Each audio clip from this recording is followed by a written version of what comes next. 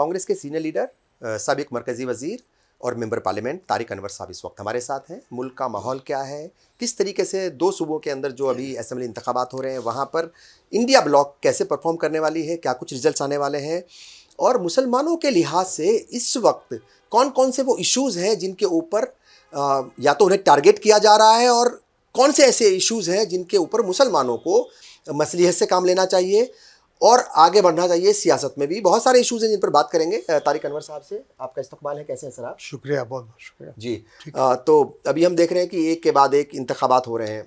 आम इंतखाबात से फ्री हुए, उसके बाद फिर 2 स्टेट के असेंबली इंतखाबात हो आ गए, फिर अभी वापस इंतखाबात चल रहे हैं। पीएम कहते हैं कि 1 नेशन 1 इलेक्शन। किस तरीके से है ये माहौल जो इस वक्त चल रहा है इंतखाबात की, अगर हम बात करें 2 सूबों की, झारखंड और महाराष्ट्र की? देखिए, इलेक्शन तो इलेक्शन होता है जी। हम ये दावा नहीं कर सकते कि हम जीत रहे हैं या हमारी जीत यकीनी है जी। ये तो आवाम पर मुनहसर करता है। लेकिन जो अभी तक लोगों की राय बनी है, यूँ कहा जाए कि जो खबरें आ रही हैं, जो सर्वे आ रहे हैं, उससे ऐसा लगता है कि इलेक्शन दोनों ही के लिए टफ है। लेकिन कांग्रेस को एक एडवांटेज है कि एंटी इनकम्बेंसी महाराष्ट्र में ख़ास तौर पर उनके फेवर में है। और जहाँ तक झारखंड का सवाल है, झारखंड में जो हमारे चीफ मिनिस्टर हैं, पिछले दिनों ईडी ने उनकी गिरफ्तारी की थी जी। और एक तरह से लोगों में इस बात को लेकर काफ़ी गम और गुस्सा है कि एक आदिवासी चीफ मिनिस्टर को इस तरह से परेशान किया गया और लगातार परेशान किया जा रहा है। और जहाँ तक सवाल ये है कि वहाँ का जो इलेक्शन होगा वो भी दिलचस्प रहेगा। मुझे उम्मीद है कि हम लोग कामयाब होंगे।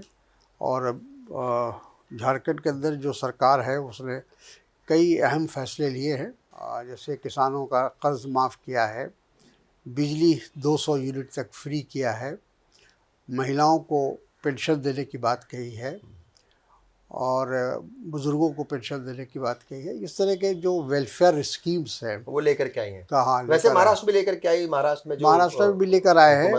हाँ, लेकिन महाराष्ट्र की जो सरकार है वो चोरी से बनाई हुई सरकार है। वो मेरा कहने का मकसद ये है कि जिस तरह से वहाँ एनसीपी को, शिवसेना को, इन सब पार्टी को तोड़ने की कोशिश की गई, तोड़ के एक सरकार बनाई गई जी। तो वो डिफेक्टर्स की सरकार है।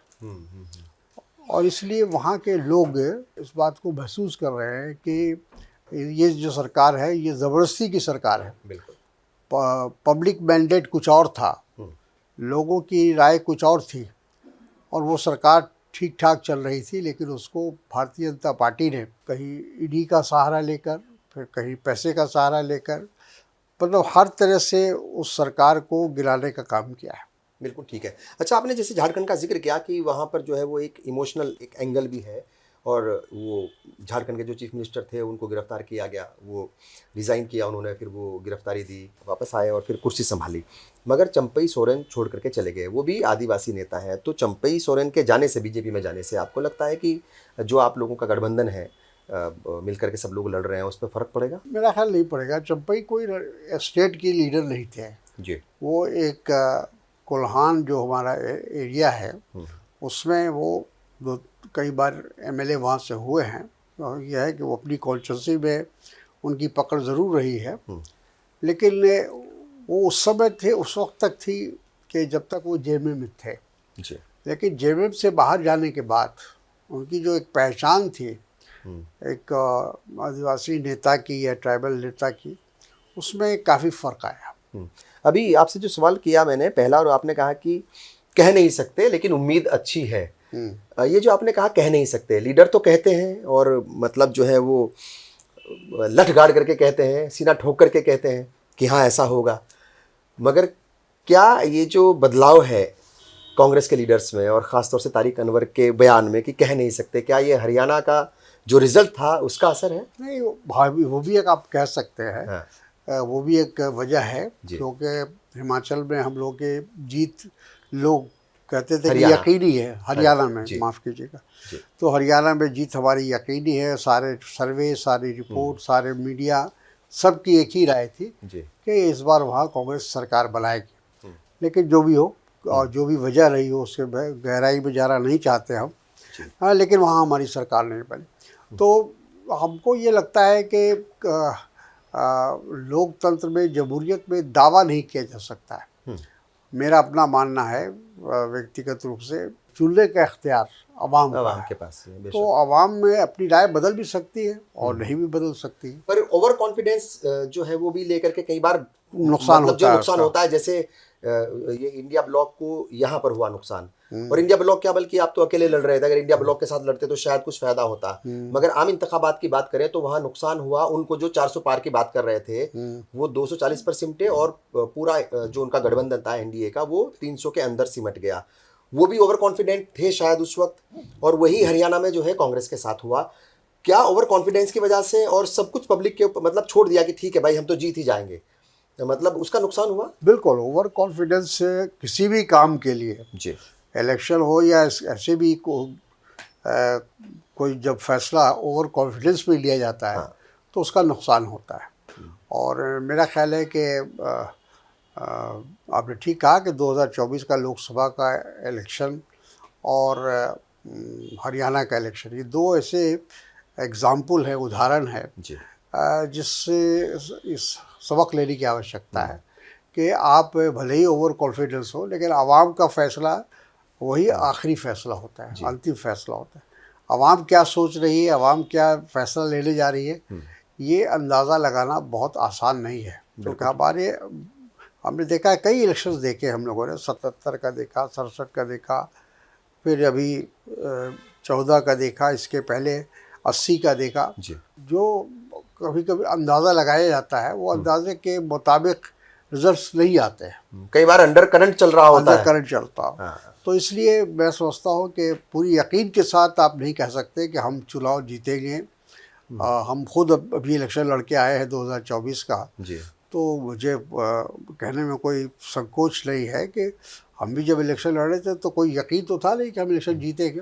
और मैं सर आपसे इसी बारे में थोड़ा सा और ये जानना चाह रहा हूँ कि आपने कहा कि यकीन नहीं था कि इतना अच्छा रिजल्ट आ जाएगा, इतने अच्छे नतीजे आएंगे।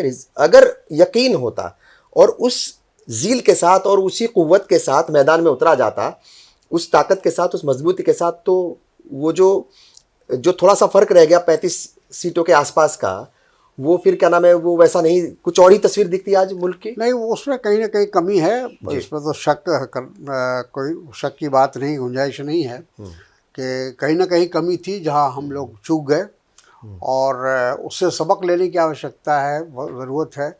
आने वाले वक्त में वो कमी हम दूर करें, या स्टेट्स के जो इलेक्शन हो रहे हैं उसमें उन कमियों को दूर करें। मैं समझता हूँ कि तारीख से हमेशा सीखने की ज़रूरत होती है। बिल्कुल ठीक है। कि क्या गुजरा है और क्या क्या मसाइल आए हैं हमारे सामने, उन मसाइलों से सबक सीखने की आवश्यकता जी। राजस्थान में जो है असेंबली इंतखाबात हुए थे पिछले साल, और कह रहे थे वहाँ बड़े लीडर और जो सेकंड लाइन के लीडर हैं उनके बीच में आपस में खींचतान है, उसकी वजह से नुकसान हुआ।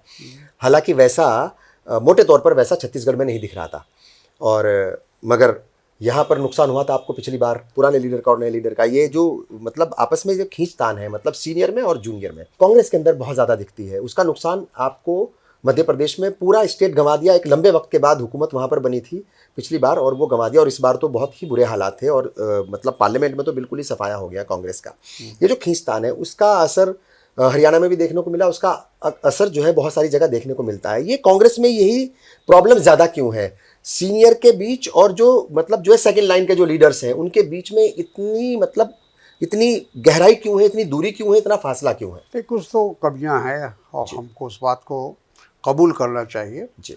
और उसको सुधारने की भी ज़रूरत है आगे के लिए। अगर हमको आने वाले वक्त में अच्छे रिजल्ट्स देने हैं तो उन चीज़ों को सुधारने की आवश्यकता है।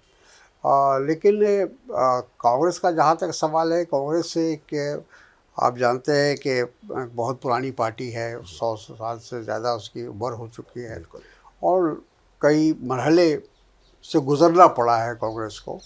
और साथ ही साथ हम लोग की जो काम करने का जो तरीका है वो किसी हद तक जमहूरी है, और अक्सर जमहूरी निज़ाम होने की वजह से जो आप जो बात कह रहे हैं कि कुछ चीज़ें खुलकर सामने आ जाती हैं, जी।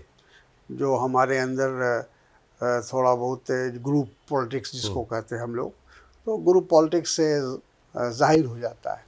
भारतीय जनता पार्टी में या ऐसी जो पार्टियां हैं उनके यहाँ वो चीज़ें सामने इसलिए नहीं आती कि सभी दरवाजे और खिड़कियां बंद हैं, तो फिर लोगों को कहाँ तक असलियत मालूम होगी। लेकिन हमारे यहाँ थोड़ा ओपन है, और जिसकी वजह से सारी चीज़ें खुलकर सामने आ जाती हैं, या पर बाहर आ जाती हैं। रिजल्ट वहाँ अच्छे आते हैं। हाँ, रिजल्ट वहाँ अच्छे आते हैं। इसका हाँ, तो मतलब इसीलिए कह- जमहूरी सिस्टम में भी अगर ज़्यादा आज़ादी मिल जाए तो वो भी खतरनाक होती है या वो भी नुकसानदेह होती है। हाँ, कभी कभी वो भी होता है जी। कि जमहूरियत का एक कहा जाए कि लोग कभी कभी नाजायज़ फ़ायदा भी उठा जी। लेते हैं, हाँ। तो वो भी एक जिसको कहते हैं कि लक्ष्मण रेखा पार नहीं होना चाहिए। लक्ष्मण रेखा होनी चाहिए, हर पार्टी के अंदर होनी चाहिए, हर पॉलिटिकल सिस्टम में होना चाहिए, ताकि लोग बस से बंधे रहें, अनुशासन से बंधे रहें, डिसिप्लिन से बंधे रहें। अगर डिसिप्लिन नहीं रहेगा पार्टी के अंदर तो फिर अफरा तफरी हो जाएगी। बिल्कुल ठीक है। अच्छा देखिए, एक बीजेपी और कांग्रेस से जुड़ा हुआ एक सवाल और है, वो ये है कि बीजेपी के बारे में जब बात होती है तो वहाँ सबको पता है कि पार्टी और हुकूमत कौन लोग चला रहे हैं। दो का नाम है, तीसरा नाम भी आता है। मगर जब कांग्रेस की बात होती है तो वहाँ पर खड़गे साहब को कहते हैं कि ये पार्टी प्रेसिडेंट है, मगर फैसले जो है, ऐसा कहा जा रहा है, पब्लिक डोमेन में ये बातें आती हैं छन छन करके कि असल फैसले जो है राहुल गांधी और उनकी टीम ले रही है, और बहुत सारे नफ़े नुकसान उससे फिर होते भी हैं। ये बात सच है, क्योंकि मतलब ऐसा नहीं कि सिर्फ नुकसान होता है, कुछ फ़ायदे भी होते हैं। तो लोग समझना चाहेंगे, लोग जानना चाहेंगे कि पावर सेंटर कांग्रेस का वो कहाँ है। नहीं, देखिए, ऑर्गेनाइजेशन का जहाँ तक सवाल है वो तो जी। खड़गे जी हमारे प्रेसिडेंट हैं, हाँ। और अंतिम फैसला उनको लेना होता है। जी। लेकिन जहाँ तक राय मशवरे का सवाल है, अच्छा। वो पार्टी जो भी लीडर हैं, जो पार्टी के लिए लगातार काम करते रहे, कुर्बानियाँ देते रहे हैं, और वैसे लोगों को तो उनसे राय लेना मैं समझता हूँ कि सही होगा, और वो सही राय देते हैं। तो चाहे वो गांधी फैमिली हो, गांधी परिवार हो, या ऐसे और कुछ लोग जो सीनियर लोग हैं जिनका एक लंबा तजुर्बा है, जी। तो वैसे लोगों को कॉन्फिडेंस में लिया जाता है। हमेशा ये कोई पहली बार ऐसा कांग्रेस में हो रहा है ऐसा नहीं है, हमेशा होता है कि जो अनुभवी लोग हैं, जो ज़िम्मेदार लोग हैं, जिनका बहुत पार्टी में कंट्रीब्यूशन है, उनको कॉन्फिडेंस में लेकर चलते हैं। इस वक्त जो मुल्क का माहौल है साहब, वो मतलब अलग अलग नज़रिए से लोग उसको देख रहे हैं। एक ग्रुप कहता है कि बहुत ही ज़्यादा ख़तरनाक है, जिस तरीके से इस वक्त दिल्ली का एयर पॉल्यूशन बढ़ गया है, वैसा ही इस वक्त मुल्क के अंदर हालात हो गए हैं, ख़राब हो गए हैं, मतलब बद से बदतर हो गए हैं। मज़हब के नाम पर हर रोज़ एक कम्युनिटी को टारगेट किया जाता है। दूसरे कहते हैं कि नहीं, सब कुछ बढ़िया चल रहा है, ना महंगाई है, ना ही नफ़रत है, ना ही कोई दिक्कत है, ना कोई परेशानी है। तारिक अनवर साहब चूँकि बहुत सीनियर लीडर है, एक ज़माने से काम करते आ रहे हैं, हुकूमत का हिस्सा आप इंदिरा गांधी से लेकर के और अब तक जो है वो अलग अलग हुकूमतों का हिस्सा रहे हैं, देखा है मतलब सियासत को बदलते हुए, इस मुल्क को मतलब अलग अलग तरीके से करवट लेते हुए भी देखा है। इस मुल्क के मिजाज को भी आपने समझा है, अवाम को भी आपने समझा है कि जहनों में क्या चलता है। आज की जनता जो है उसके जहनों को किस तरीके से बदल दिया गया है। जितना माहौल ख़राब दिखता है, क्या वाकई इतना है आपकी नज़र से? बिल्कुल आपने सही कहा कि हमारे देश की जो सियासत है जी। वो भी काफ़ी हद तक पॉल्यूटेड हो चुकी है। लोग अपने फ़ायदे के लिए, थोड़े से फ़ायदे के लिए, आज कहा जाए अपने सियासी फ़ायदे के लिए, जिस तरह से मुल्क को जिस रास्ते पर ले जाने की कोशिश कर रहे हैं, वो एक ख़तरनाक रास्ता है। जी। और यूँ कहा जाए कि वो एक तरह से बारूद पर हम लोग खड़े हैं कि कभी भी वो विस्फोट हो सकता है। चूँकि नफ़रत का जो माहौल आप बना रहे हैं, तो ये कभी ना कभी तो मुल्क के हालात पर उसका असर पड़ेगा, नुकसान होगा उसका। और इसीलिए हम लोग हमेशा से इसकी मुखालफत करते आए और आगे भी करते रहेंगे। और हमारा तो यही कहना होगा कि भाई कोई भी सियासी पार्टी हो, उसको ये ज़रूर सोचना चाहिए मुल्क पहले है, सही, हमारी पार्टी बाद में है। तो अगर आपका ये इसको आप उलट दें कि हम नहीं, पार्टी पहले है और मुल्क बाद में है, वैसा नहीं हो सकता। तो वैसा नहीं हो सकता है। वो फिर आप इस मुल्क से आपकी कोई हमदर्दी या यहाँ से कोई जज्बाती लगाव आपका, इसका मतलब नहीं है। अगर आपका जज्बाती लगाव है तो आपको सोचना होगा कि हम ऐसा कोई कदम ना उठाए जिससे मुल्क के में बदअमनी फैले। मुल्क के माहौल बिगड़े, ये कभी नहीं होना चाहिए। हिमाचल और उत्तराखंड, हिमाचल में कांग्रेस की हुकूमत है और उत्तराखंड में बीजेपी की हुकूमत है। दोनों ही जगह से ऐसी खबरें आती रहती हैं अक्सर कि वहाँ पर मुस्लिम तबके के लोगों को जो रह रहे हैं वहाँ बहुत कम तादाद है ज़ाहिर तौर पर, हिमाचल में तो और भी कम है, उत्तराखंड में फिर भी ठीक आबादी है कुछ इलाकों में, मगर टारगेट उन्हें किया जा रहा है, उनकी दुकानों को बंद किया जाता है, मसाजिद के अंदर जो है घुस करके वो कहते हैं कि ये तो इलीगल है, जबकि कागज़ जो है वो 50-50 साल 70-70 साल पुराने कागज़ हैं, आज़ादी से पहले के भी कागज़ हैं कुछ लोगों के पास, सब कुछ है, मगर हर रोज़ टारगेट किया जा रहा है। उस सिचुएशन को संभालने में उत्तराखंड भी नाकाम रहता है, ठीक वैसे ही हिमाचल भी नाकाम रहता है। और फिर लोग सवाल करते हैं सवाल कि राहुल गांधी की मोहब्बत की दुकान उनके ही सूबे में जहां पर उनकी पार्टी की हुकूमत है वो क्यों बंद हो जाती है। आपने भी वो खबरें देखी होंगी, हिमाचल की खासतौर से अलग अलग शहरों के अंदर ये हुआ है, मसाजिद को टारगेट किया गया, दुकानें भी बंद की गई हैं मुस्लिम तबके की। जब वो खबरें पढ़ते हैं आप, जब आपके सामने आती हैं, मन दुखता है। और फिर पॉलिटिकल लीडर होने के नाते, एक पार्टी के जिम्मेदार लीडर होने के नाते, किस तरीके से जो है आप लीडरशिप को फिर मतलब उनसे बात करते हैं कि नहीं करते हैं? लीडरशिप तमाम चीज़ों का संज्ञान लेती है, जी। वक्तन फ़ौक्तन डायरेक्शन भी दिया जाता है, बताया जाता है वहाँ के लीडरशिप को, स्टेट की लीडरशिप को, जहाँ हमारी हुकूमत है कि हमारा नज़रिया कुछ और है, उस नज़रिए से चलना है, हमको बीजेपी की नकल नहीं करनी है। बिल्कुल। और जिसको कहते हैं सस्ती शोहरत हासिल करने के लिए कोई ऐसा कदम नहीं उठाना है जिससे आगे चलकर मुल्क का या सूबे का नुकसान हो। तो इस पर हमारी नज़र रहती है। कहीं कहीं हम चूक भी जाते हैं, ऐसा नहीं है हम कहेंगे कि हम 100% सही है, कहीं पर कमियां भी रह जाती हैं, गलतियां भी होती हैं, लेकिन जल्द ही उसको सुधारने की कोशिश होती है। और हमारे यहाँ वर्किंग कमेटी है, कांग्रेस वर्किंग कमेटी में खुलकर बातें होती है।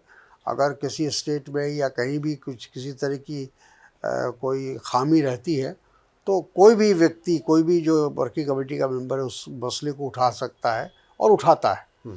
तो ये सब अच्छाई भी है। लेकिन आपने ठीक कहा कि जैसे हिमाचल में कुछ दिन पहले एक हमारे मंत्री थे जो बीजेपी के नकल कर रहे थे कि भाई दुकानों पर नाम लिखा जाना चाहिए, तो यहाँ बहुत सख्ती से फिर उनको मना किया गया।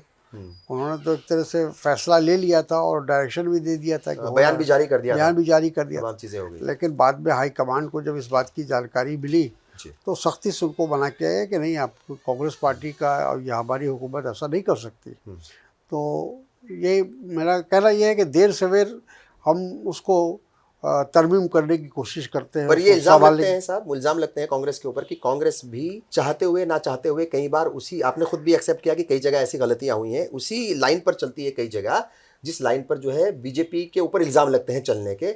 और कई बार डर भी महसूस करती है या डर भी वो दिखता है मतलब जो है कांग्रेस का कि अगर वो मुसलमानों की बात खुल करके कहेगी तो उसे जो है फिर वो पोलराइजेशन का डर रहेगा और वो नुकसान होने का खतरा रहेगा। नहीं, देखिए ऐसा बात नहीं है। कुछ चीज़ें तो बहुत खुलकर हम लोग कहते आए हैं कि भाई चाहे मुस्लिम हो या कोई भी माइनॉरिटी कम्युनिटी हो या कोई भी कास्ट हो, दलित हो, पिछड़े वर्ग के लोग हो, आदिवासी हो, ये सब इस मुल्क के बाशिंदे हैं और सबके बराबर हकूक़ हैं।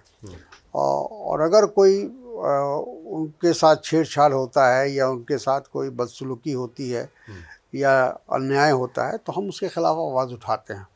और जो आपने कहा था कि राहुल गांधी की जो मोहब्बत की दुकान जो उन्होंने खोली, ज़ाहिर है कि एक बहुत मशक्क़त के बाद बहुत बड़ा फ़ैसला उन्होंने लिया कि 4000 किलोमीटर वो पैदल चले और सभी ज़्यादातर राज्यों का दौरा किया। बिल्कुल। और लोगों को समझाने की कोशिश की कि ये जो बीजेपी की जो पॉलिसी है नफ़रत की और घृणा की, इससे मुल्क नहीं बन सकता है, समाज नहीं बन सकता है, बल्कि टूट जाएगा। तो वो समझाने में किसी हद तक वो कामयाब रहे। लेकिन जब एक तरफ पूरी हुकूमत, पूरा यूँ कहा जाए कि मिशनरी इस काम में लगा हो कि नहीं हमको जो है मुल्क को बांटना ही है, मुल्क के अंदर नफ़रत फैलाना ही है, तो वैसी हालत में थोड़ी परेशानी तो होती है।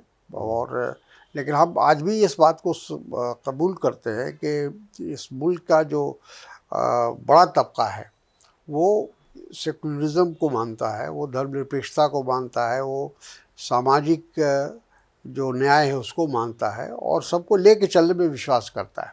आप इलेक्शन का रिज़ल्ट ले लीजिए, चाहे 14 का लीजिए, 19 का लीजिए, अभी का लीजिए, 24 का ले लीजिए, ये जो लोकसभा का इलेक्शन हुआ, तो परसेंटेज ऑफ वोट अगर देखा जाए तो भारतीय जनता पार्टी को हमेशा परसेंटेज ऑफ वोट कभी 40 से ऊपर नहीं गया। आज भी, इस बार भी उनको वोट कम मिला है। मगर कुछ सूबों के अंदर तो 50% भी क्रॉस करते हैं सर। ठीक है, कहीं कहीं करता है, हाँ, लेकिन ओवरऑल की बात कर ठीक है, रहे हैं हम। हाँ, पूरे ठीक है। मुल्क का जो मिजाज है वो मिजाज है गंगा जमनी तहजीब के लिए। हाँ, बिल्कुल ठीक है, वो सच बात है। मिजाज है भाईचारगी के लिए। क्योंकि लोग इस बात को अच्छी तरह समझते हैं कि जिस दिन हमारी भाईचारगी ख़त्म हो जाएगी, हमारी जो आपस में एक अंडरस्टैंडिंग है वो ख़त्म हो जाएगी, तो मुल्क एक नहीं रह सकता है। आप मुल्क को नहीं बचा सकते, मुल्क की सालमियत नहीं बचेगी। बहुत सारे बयान आ रहे हैं साहब, और बात ये भी हो रही है कि बटेंगे तो कटेंगे, एक रहेंगे तो नेक रहेंगे, एक रहेंगे तो सेफ रहेंगे। और इस बयान को लेकर के सियासत भी हो रही है और इस बयान की काट भी तैयार कर दी गई है। विपक्ष ने बड़ी मजबूती के साथ अपनी बात रखी है। देखिए इसको ये मतलब कैसे देख रहे हैं, ये जो हर रोज मुसलमान मुसलमान मुसलमान, और वो भी हेड ऑफ द स्टेट अगर इस तरह के बयान देता है तो फिर बाकी लोगों के ऊपर क्या फर्क पड़ेगा? अगर किसी एक सूबे का सीएम बोल रहा है, अगर किसी देश का प्राइम मिनिस्टर अगर ऐसी बात बोल रहा है, तो मतलब आम लोगों पर क्या असर पड़ेगा? तो वो तो मैंने पहले शुरू में कहा कि भारतीय जनता पार्टी के सामने पार्टी पहले है और मुल्क बाद में है। इसलिए वो हमेशा ऐसी बात करते हैं जिससे उनकी पार्टी को फ़ायदा हो। दूसरी बात यह है कि भारतीय जनता पार्टी का जो 11 साल का नरेंद्र मोदी जी की हुकूमत रही, या कई सूबों में भारतीय जनता पार्टी की हुकूमत रही, आज भी जैसे महाराष्ट्र में इलेक्शन हो रहा है, तो वो अपनी उपलब्धि नहीं बताते हैं, वो अपनी कारकर्दगी नहीं बताते हैं कि हमने 5 साल में ये काम किया या 10 साल में हमने ये काम किया। ये बताने के लिए उनके पास कुछ भी नहीं है, क्योंकि जितने भी वादे उन्होंने किए इस दौरान में, उन वादों को उन्होंने पूरा नहीं किया। तो उससे लोगों को भटकाने की कोशिश होती है। लोग उनसे ये ना सवाल करें कि भाई बेरोज़गारी है तो उसके लिए आपने क्या किया, भ्रष्टाचार है तो उसको मिटाने के लिए आपने क्या किया, गरीबी दूर करने के लिए क्या किया, तालीम में क्या किया, सेहत में क्या किया। वो तमाम ऐसे इश्यूज़ हैं जिससे वो भागना चाहते हैं। वो नहीं चाहते कि इलेक्शन में ये तमाम चीज़ें इशू बने। वो चाहते हैं कि जज्बाती तौर पर लोगों के वोट को हासिल किया जाए, उनके भावनाओं को भड़काया जाए, उनके मजहबी जुनून को और तेज़ किया जाए, ताकि उसका हमको एक फ़ायदा मिल जाए, फौरी फ़ायदा हमको मिले, पोलराइजेशन। तो उनके सामने और कोई एजेंडा नहीं है, एक ही एजेंडा है कि पोलराइजेशन हो, धार्मिक उन्माद पैदा हो, मजहबी जुनून पैदा हो, और उसका हमको फ़ौरन बेनिफिट मिल जाए, फ़ौरन हमारी हुकूमत आ जाए। लेकिन वो जिसको कहते हैं दूरअंदेशी उसमें नहीं है। वो एक तरह से मुल्क के लिए नुकसानदेह है।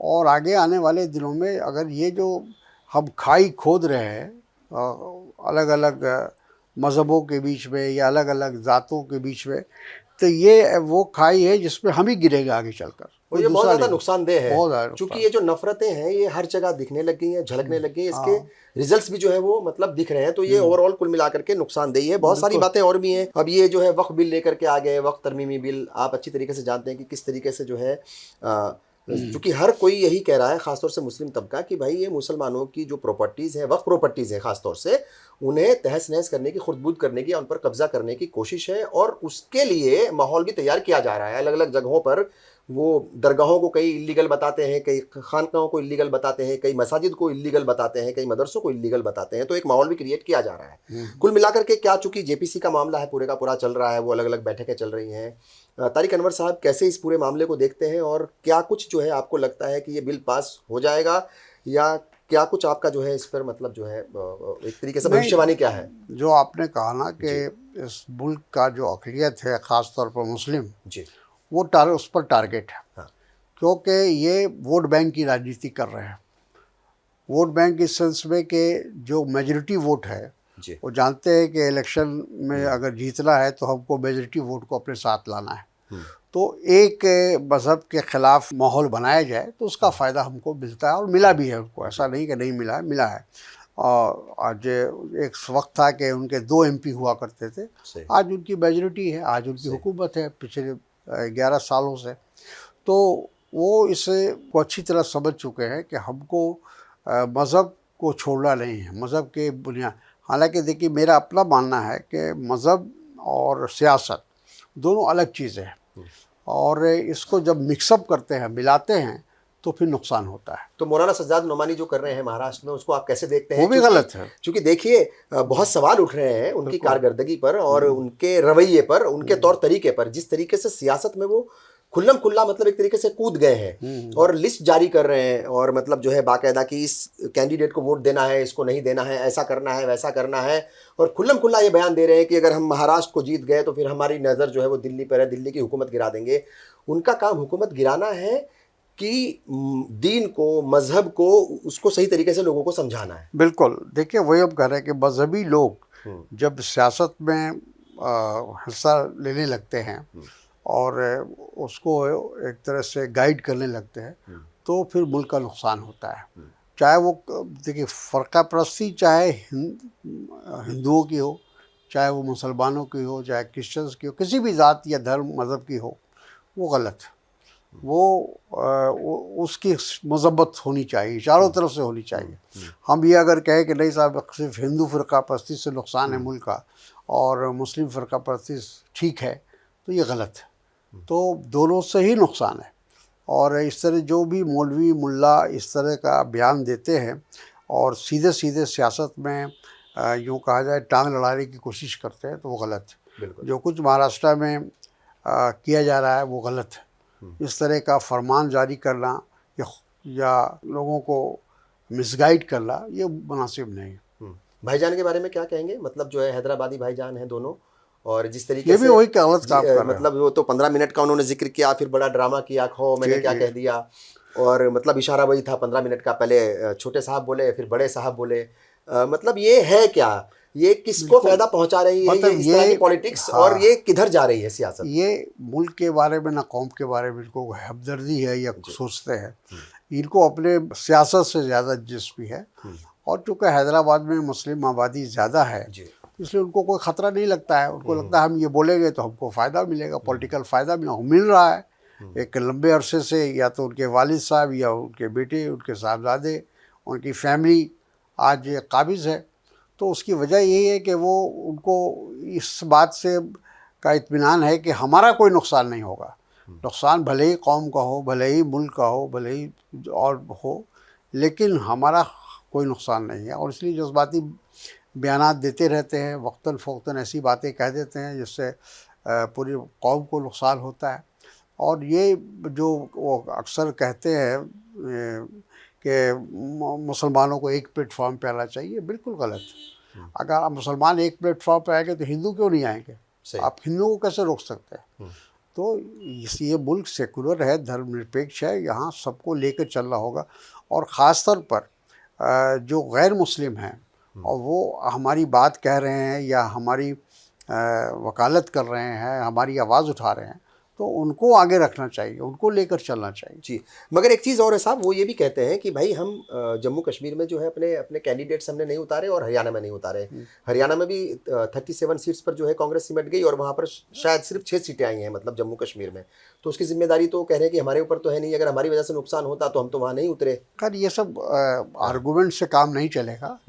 उनकी जो भी वो कहते हैं उसका असर ख़ास तौर पर गैर मुस्लिमों में वो जाता है। और उनके बोलने के अंदाज से, उनके अल्फाज जो इस्तेमाल करते हैं, जो इस्तेमाल करते हैं, जो और जिस तरह के उनके ख्यालात आते हैं उससे नुकसान होता है।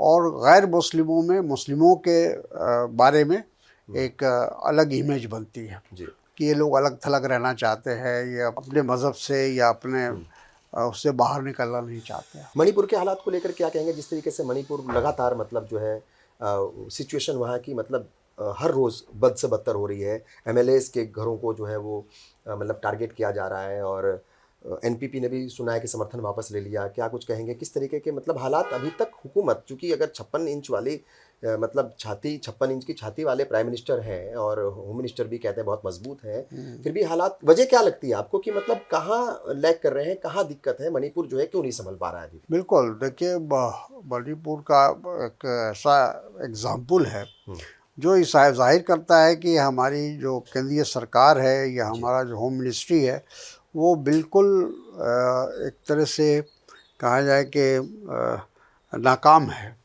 और वो इस सिचुएशन को टैकल करने में पूरी तरह फेल रहा है। तो ये तो जाहिर है, और ये तो हम लोग देख रहे हैं कि पिछले 1.5-2 साल से जो मणिपुर की जो हालात है उसमें या तो मरकज़ ने जो जैसी दिलचस्पी दिखानी चाहिए नहीं दिखाया, क्योंकि उसका एक सबसे बड़ा एग्ज़ाम्पल ये है कि हमारे प्राइम मिनिस्टर आज तक वहाँ विज़िट नहीं किया उन्होंने। एक सूबा जल रहा हो, आग लगी हो, कॉम्युनल माहौल बना हुआ हो, और हमारे प्रधानमंत्री मंत्री सारी दुनिया में जा रहे हैं, सारी दुनिया विज़िट कर रहे हैं, लेकिन मणिपुर नहीं जा रहे। ये क्या जाहिर करता है?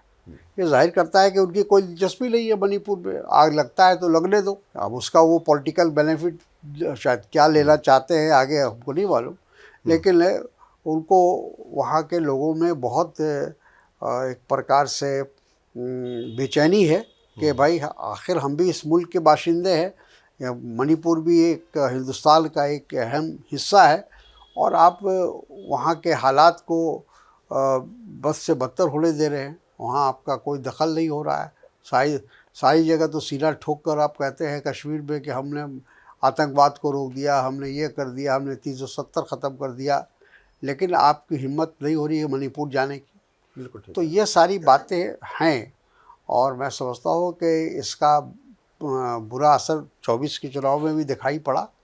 ऐसा नहीं कि 24 में लोगों ने भारतीय जनता पार्टी के खिलाफ अगर वोट डाला है तो उसकी वजह है कि इन्हीं ऐसी वजूहात है। आखिर के 3 सवाल ये हैं, एक तो ये कि राहुल गांधी को लगातार टारगेट करती है जो बीजेपी है वो भी, और जो मतलब मिनिस्टर्स हैं वो भी। नितिन गडकरी बड़े वजीर हैं और बड़े सुलझे हुए लीडर हैं, वो ये कहते हैं कि राहुल गांधी जो हैं अभी भी मतलब बचकानी हरकतें करते हैं, वो कुछ भी ऊल जलूल बोल जाते हैं, उनकी बातों को ये मुल्क सीरियसली नहीं लेता। माइनॉरिटी अफेयर्स मिनिस्टर हैं किरेन रिजिजू, वो भी यही कहते हैं, और तमाम लीडर्स हैं।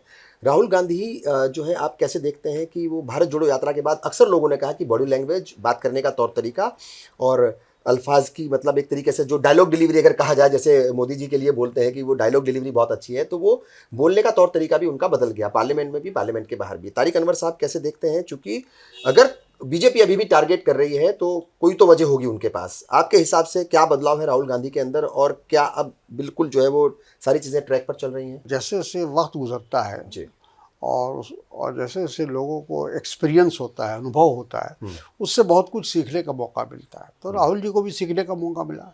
एक वक्त था कि जब हमारी हुकूमत थी, केंद्र में भी हुकूमत थी, अब एक वक्त आया कि अपोजिशन में है, आज वो अपोजिशन लीडर बन चुके हैं।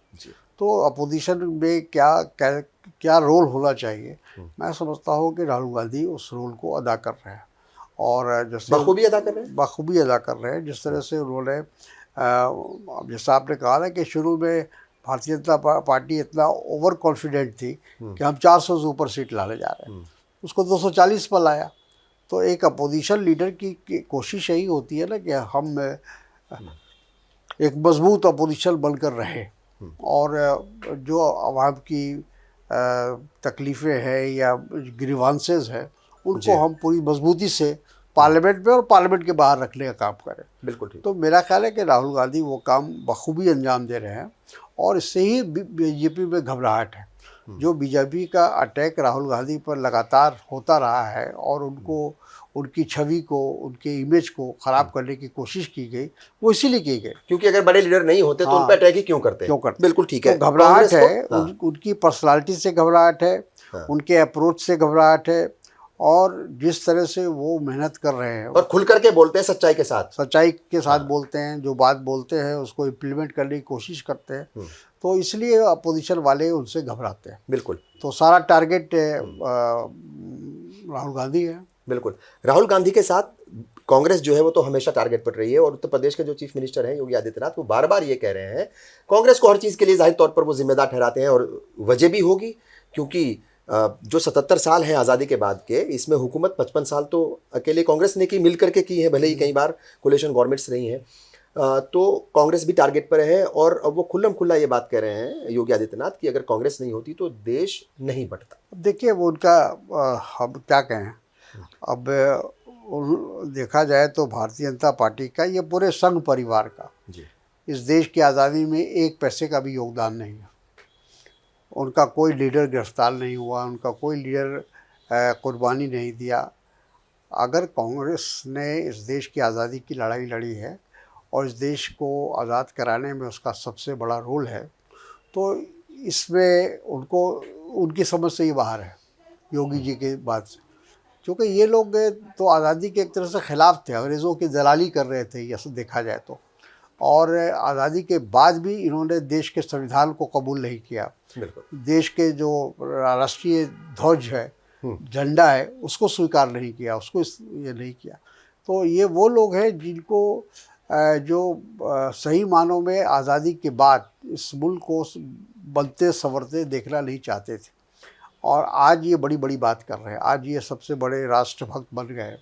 हकीकत ये है कि अभी भी आज़ादी के पहले और आज़ादी के बाद कोई इनका नेता ऐसा नहीं है जो ये कहे कि हमारे नेता ने जान की कुर्बानी दी मुल्क के लिए। कांग्रेस से ये दावा कर सकती है कि लगातार जब भी आज़ादी के पहले भी और आज़ादी के बाद भी जब जब ज़रूरत हुई इस मुल्क को कुर्बानी की, बलिदान की, तो हमारे कांग्रेस के नेताओं ने दिया है, चाहे वो इंदिरा गांधी की शक्ल में दे हो या राजीव गांधी की शक्ल में दिया हो।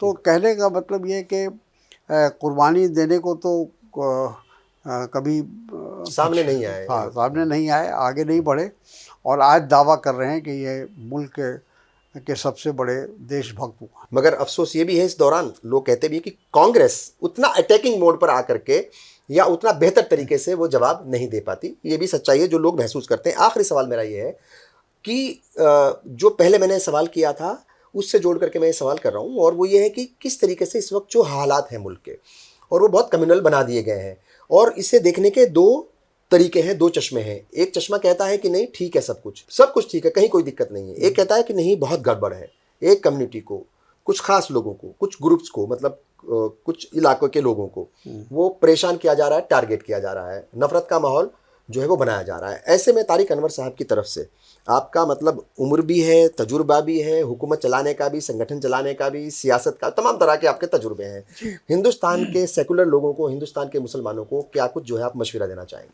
कभी कभी ऐसे वक्त आते हैं जब आदमी को जोश से नहीं मसलहत से काम लेना चाहिए। आज वो वक्त आ चुका है। दूसरा ये है कि कांग्रेस का जहाँ तक सवाल है, कांग्रेस 3-4 फ्रंट पर लड़ रही है अकेले। एक तो भारतीय जनता पार्टी संघ परिवार से लड़ रही है, उनके जो विचारधारा है उससे लड़ाई लड़ रही है। दूसरी तरफ जो सरकारी मिशनरी है, ईडी है, सीबीआई है, इनकम टैक्स है, ये ऐसी तमाम जो है इलेक्शन कमीशन है, ये सब जो उनकी एक तरह से मुखालिफ है उसके ख़िलाफ़ भी लड़ाई लड़ रही है। और बड़े बड़े जो पूंजीपति हैं उनसे लड़ रही है। वो आज जो जिसको कहते हैं प्राइवेट सेक्टर और इंडस्ट्रियलिस्ट जो ग्रुप है वो हमारे ख़िलाफ़ है। फिर उसके बाद आप देखिए तो मीडिया को जिस तरह से सरकार ने या मोदी जी ने दबाव में रखा हुआ है, आज कोई भी व्यक्ति, कोई भी शख्स या कोई राइटर हो, जर्नलिस्ट हो, कोई सोशल वर्कर हो, वो अपनी बात नहीं कर सकता, खुलकर नहीं कर सकता। अगर वो कहता है तो फ़ौरन उसके ऊपर इल्ज़ाम लग जाते हैं, देशद्रोह का इल्ज़ाम लग जाता है, उनके ख़िलाफ़ कार्रवाई शुरू हो जाती है, उनके यहाँ ईडी का रेड पड़ने लगता है। तो ये तमाम माहौल है। मतलब अकेले सिर्फ पॉलिटिकल पार्टी से लड़ना होता, भारतीय जनता पार्टी से लड़ना तो होता लड़ाई लड़ लेती तो हम बहुत आसानी से लड़ लेते और उनको बहुत सारे मोर्चों पे एक साथ लड़ना पड़ रहा है। लेकिन बहुत सारे मोर्चों पर लड़ना पड़ा है और एक बिल्कुल नेगेटिव माहौल है और बनाया गया है नहीं बल्कि बनाया गया है। तो इससे हालात में कांग्रेस पार्टी को उन तमाम चीज़ों का सामना करना पड़ रहा है। तो कहीं कहीं हमको मसलहत से काम लेना पड़ता है, नहीं लेना पड़ता ऐसा हम नहीं कहेंगे। तो लेकिन उसको देखने की ज़रूरत है गहराई से और समझने की ज़रूरत है। ठीक है, आपसे बहुत बात की, बहुत बहुत शुक्रिया साहब। थैंक यू, शुक्रिया। Thank you.